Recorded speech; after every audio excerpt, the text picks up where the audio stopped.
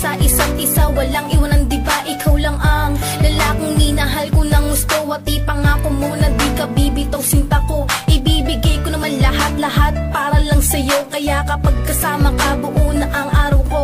Sa lungkot masasaya, ikaw lang ang kasama ko. Naiiba ka sa lahat, ikaw lang ang gusto ko.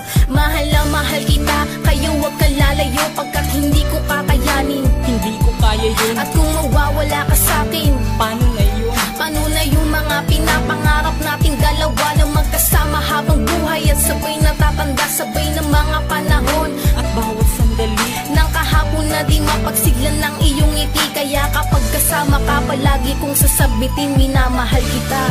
Bakit daw mahal kita nang higit sa buhay ko?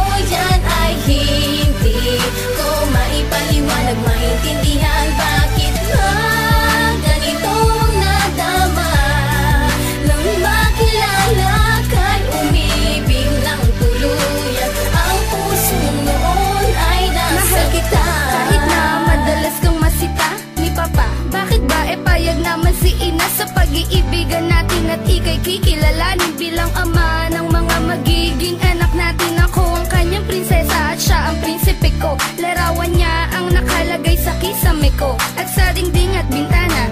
Nang sa ganon, kada lingon ko siya palagi ang aking makikita. Kahit na sa atin ang daming pumipigil, yung mga tiya at tiyuhin ko na sa'yo nang gigigil. Pero hindi kita iiwan, wag ka mag-alala. Di tatagal, magugustuhan ka din ni Papa. At sabay tayong uuwi nang magkahawak ng kamay. At sa labas ng bahay tayo ay lalakad ng sabay. At ililigal kita kahit na meron ka ba. Sabay nating naharapin ang mga sermon nila, diba?